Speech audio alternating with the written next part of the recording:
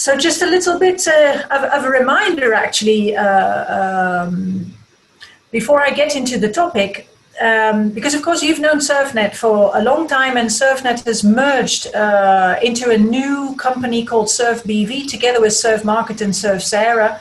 And because Surf Sarah is actually 50 years old, we've gained 20 years on the 1st of January, and we're now actually a quite grown-up organization. And the overarching organization is still a cooperative, which we were already, and so we're owned by the members, and the members are academia and the like. As such, we are still very much, of course, the NREN that you know, but we have integrated high-performance computing as well as procurement and contracting, and that means we are able to give more integrated services to our members, which they need increasingly due to the developments in IT.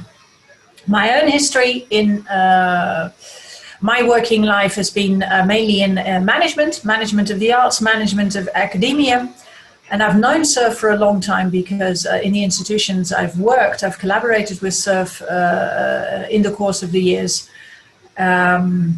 And I've started with Surf last year as CEO. And I started working at Surf because I found that digitalization was actually becoming a much larger part of my life than it was, say, 10 or even 5 years ago. And I really wanted to contribute to that, and I wanted to learn about it also. And I think we recognize each other in that. Go to the next slide, see? Yeah. This goes correctly. Now, if we look at the field of our community and the challenges that the universities face, and not just universities, but also vocational education or universities of applied sciences as we have them in the Netherlands, we really see that digitalization is everywhere, and it's being disrupted. And I'm not telling you anything that you don't know already, because I think you see this in your own countries and also in the institutions that you are servicing. And it's not just about how ICT influences the institutions as an organization, if you will. Of course, it affects their infrastructure, it affects their administrative systems, but it also affects how we educate, because there's a lot of tools available that can change how you shape the way we deliver education. So it affects teachers, it affects students, and of course, we won't be talking about research today, but I think you see the same in research. And for institutions, there is actually what I would call a double jeopardy, in the sense that the institutions do not only have to think about how their own institution is being affected by this, but also all the professions that we're teaching about. ICT changes the face of medicine. ICT changes how we look at agricultural professions, for example, and how we look at the law and the way we organize law. And so it raises all new sorts of topics, and teachers need to think about how does this affect the profession I'm teaching about. So what new kinds of things do I need to teach my students? What new kinds of simulations do I need to bring into the education programs that we're offering, as well as having to think about how do I teach, how do I organize myself as an institution, what kind of infrastructure do I need for that? And what we see as a sort of overriding element in all of this is that the great societal challenges that were being placed before also require that we work together internationally, that we work together in a cross-disciplinary fashion to find the answers that we need. And of course that has implications for us as well, because if our institutions are even more international than they were already, or if they need to reach out across disciplines, that's going to have a consequence, not just for the infrastructure, but also for everything else that we need to provide our members with. And I think what you saw in the presentation of the survey of Dragana is that actually a lot of you are working on that quite intensively already, and a lot of you have expanded beyond the infrastructure that we come from. So I'm in good company here today. And let me go into the Dutch example that I was asked to talk about. In the Netherlands, what we've done is establish what we call the acceleration plan. And this is a collaboration of us, SURF, together with the universities and the Universities of Applied Sciences. And the way we put it together was really to get together the board members, to get together the ministry, but also collaborate with groups of teachers, students, the IT experts within our institutions, some of the IT experts that come from our organization, from SURF, and build groups that really collaborate together on the questions that we have and look for co-creation instead of trying to think up all the solutions within SURF and then presenting it to institutions. And maybe they will like it, maybe they won't like it, but you get a different kind of setup if you do it in that way. So we were looking for a non-linear way of working together and doing it also with the stakeholders. And of course, the overall aim stands to reason is really to enhance the quality of education with ICT, to see how we can integrate ICT into education to make things better. And we wanted to do two things. So really to develop and learn together, hopefully also reducing cost by doing it together and not doing two things twice and not know about each other. And also really to together develop the skills and the practice in the use of ICT as we go along. And if we then look at the content of what we're working on within the plan, we have 4 main objectives, and they're cited here on the slide, is really to improve job market connection, facilitate mobility, provide and use open educational resources, and also improve the quality of education through data-driven and evidence-informed interventions. And of course, if you want to do that, you need to invest in a lot of different things, and that is what you see in the colourful diagram besides our goals. We're looking into learning analytics.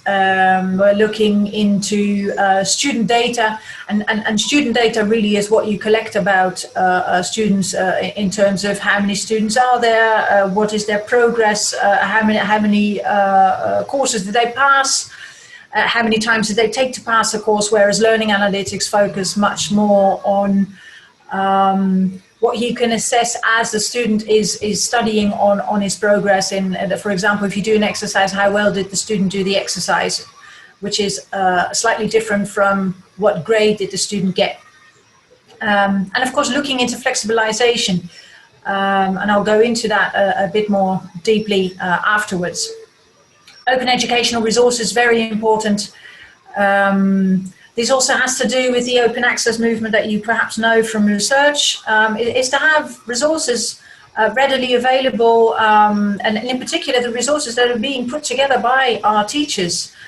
Very often those are being sold to publishers who then make a lot of money by selling it to others.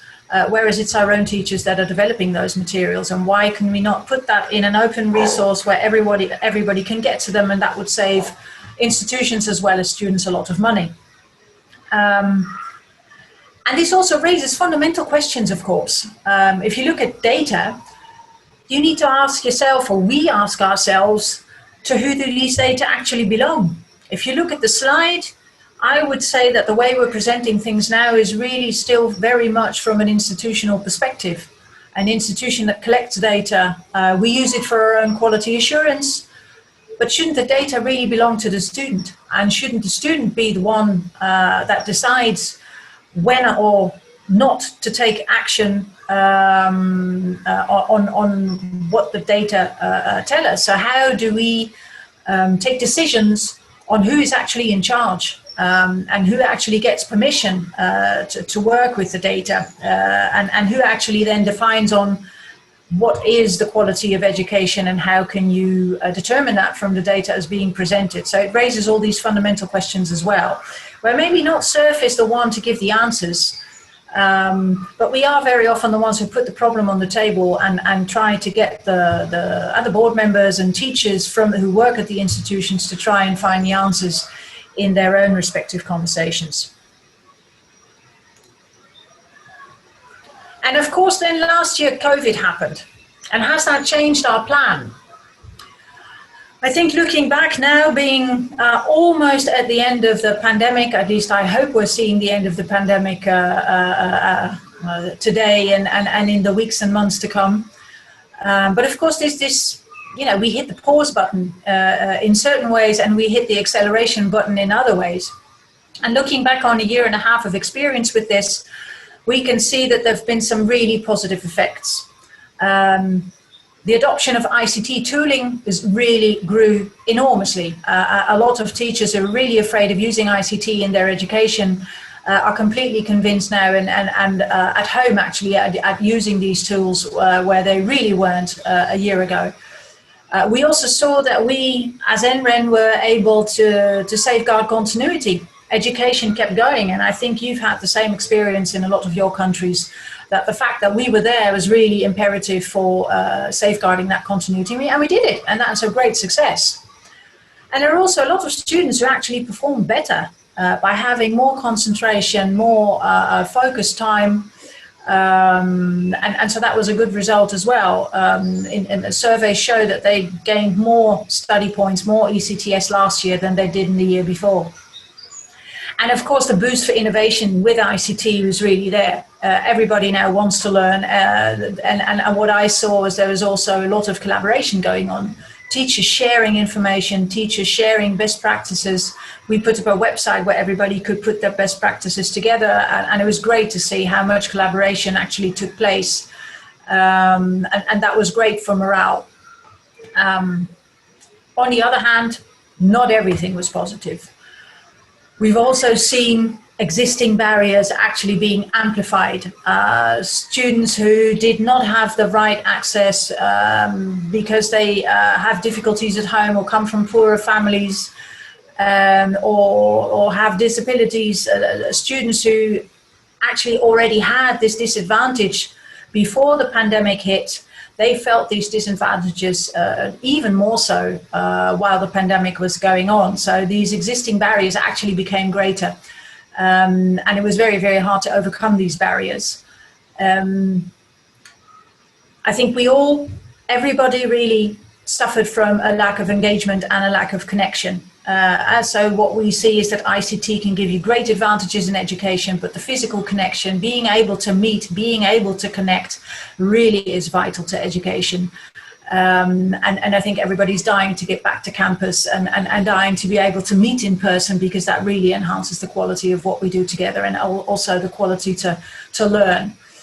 And finally, what we of course also experienced, or what many teachers experienced, is that having a good tool is one thing, but knowing how to really put this in practice and how to use it so that it effectively helps the students, that requires pedagogy, requires didactical skills, really focused on how to use the ICT. And we're lacking those. We need to develop those. And also we need more research on how to really do this effectively. And I think there's a lot of research already done, but the situation of last year really gives us a lot of material to work with and to evaluate and to improve. So in conclusion, I would put to you that what we did last year really should not be called digital education. I think digital education should be a blend. And we've seen the one extreme of everything taking place in a physical environment. Last year, we've seen the other extreme of everything taking place in a digital environment. And what we need is something that mixes this in an intelligent way. And in that sense, the goals that we had when we started really haven't changed. They remain equally urgent. So going back to the acceleration plan, just to give you an example of the approach that we've taken, I'll go a bit deeper into the objectives that we had for flexible education. And that really goes into facilitating mobility and also better tuning to the job market. Facilitating mobility in the first instance, of course, is about the student. Normally students sign up for a curriculum, and then the curriculum is set for 3 to 4 years, depending on the program, and basically the institution or the education program determines what you do and the courses that you need to take. And that is, of course, pretty old school. And we see that students really want to make their own choices. They want to be able to take courses from another education program. Increasingly, they also want to take courses from other institutions if their own institution may or may not deliver the courses that they really are interested in. They want to be able to maybe take a pause and then start again later. And really, of course, if you're looking at initial education, they're young people. When you're 18, you don't necessarily know what you want to become in the world. And 2-3 years down the line, it becomes much clearer. And then you want to be able to adapt your program in accordance with your findings about yourself and about where you are successful and where you're not. And if you look at the institutions and also the systems that they're using, actually the systems are an impediment to that kind of flexibility. It's very difficult to register. It's difficult to make these changes. And of course, you don't want that. You want students to not actually experience these obstacles.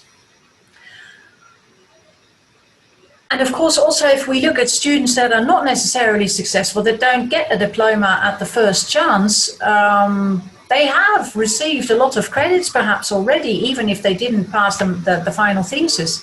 They want to be able to take that experience along so they remain valuable to the job market. And also people who have gotten a diploma, when they've started working, they might find out 2-3 years down the line, they land in a completely different environment, need different skills, need different knowledge. And then you want to be able to add on knowledge and skills to your resume. And we don't offer that much modular training, at least not in the public institutions that we as NREN service. And it's not easy to find them, and it's also not easy to register, and it's not very easy to build the right resume with the way our systems are functioning now. So really this was the challenge when you look at it. And most of this, I must say, are not ICT challenges. These are the challenges for our institutions. So let me go a bit deeper into what does that actually mean for us then as an NREN. And this is where the acceleration plan really delivers, in the sense that we look to the board members and to the teachers to really define, okay, if you want to use, for example, modular education and smaller bits of education where you can give a micro credential, a mini diploma, if you will, you need to define as education community what that is. And also how to safeguard the value. What do you do about quality assurance? And what gives a micro credential at the value so that employers will trust the micro credential? What gives you the authority to give a micro credential that has credibility on the job market? That really is for the institutions to determine and not for us. But once they've determined this, of course, they do need technical solutions in order to be able to deliver these micro credentials. And Edu Badges is one of the technical solutions that we've come up with, that if you issue a micro credential, you can call it an Edu Badge, and there is a technical way that we can have this connect with your administration, be able to register it also at the national level, and we're trying to make sure that we can communicate these not just with the institution where you've taken this course, but also if you want to take the value of that back to the institution where you're actually studying, so you can cash in on the value there as well. And of course, hopefully with a lot less bureaucracy than we would have seen in years past. And if you want to do that kind of exchange between institutions, of course, you also need to manage the identity of the student, and that's where EduID comes in. And we've been developing that. And I won't go into all the technical details. I'm sure you're very interested in that. But then, of course, you'll discover very soon that I am not an IT person myself. I have some colleagues on the call here today from SURF who could answer those technical questions for you. But the important thing is really the point that I want to make is that it's very important to collaborate with the community so that the teachers can determine what it is they really want to establish content-wise and the responsibility they want to take for the educational value, so that we can translate that into a good IT product that they can use, and that will facilitate not only the collaboration but also the administration, and will really help the student build their resume in the way that they deserve to be able to build it. And this brings me more or less to my conclusion. What do all these changes in education mean for us as an NREN? And I think for us it became very clear infrastructure really isn't enough anymore if we look at what our members need. And if I remind you again of the survey that Dragana did, I think most of you would agree with that already. And I think some of you have actually moved even further along than SURF has. And you see that ICT really becomes part of the education and research strategy. That also means, I think, that we as NREN need to be part of the debate. It's not the case that institutions can just determine what they want to do and then give us an assignment.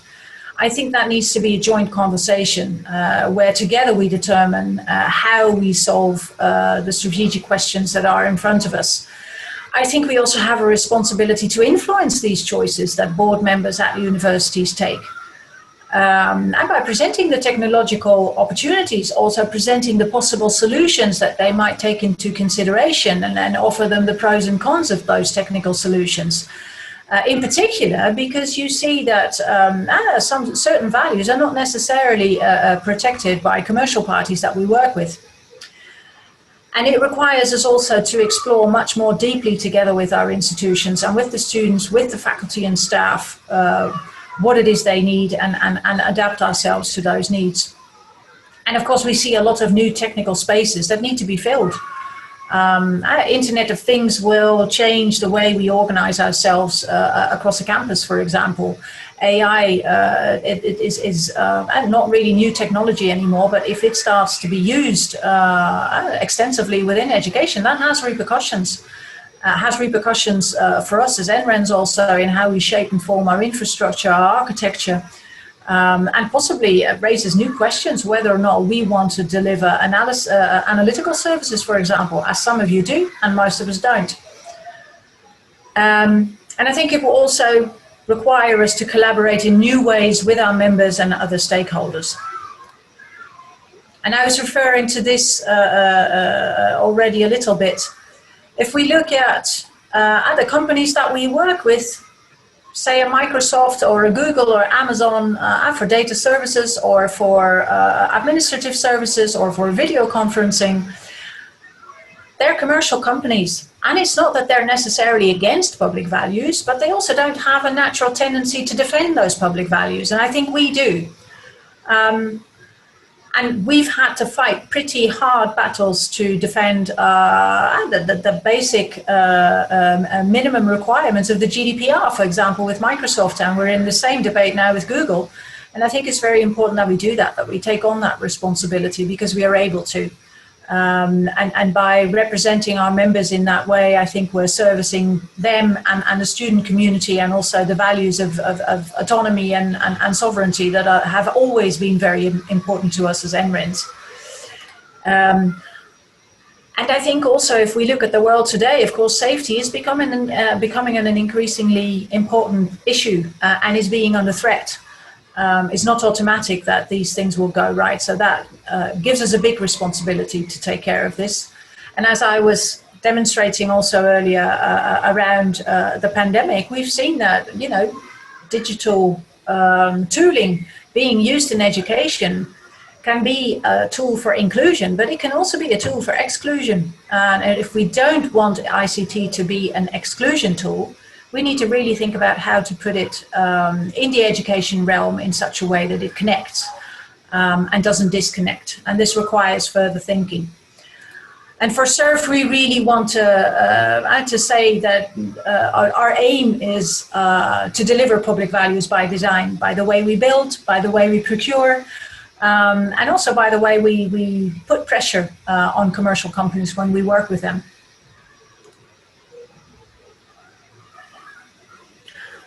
And I think really there is no community better placed than us to take on these challenges.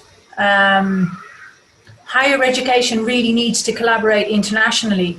All of our members usually do. They work in international networks and they expect us really to deliver international viable services to them. And it's the only way that we can reap the profits of all the other things that are becoming available to them. and also in order to defend ourselves against the threat. So it has a positive side, but also a possible negative side if you look at the risks, where really that collaboration is vital to give the right answer.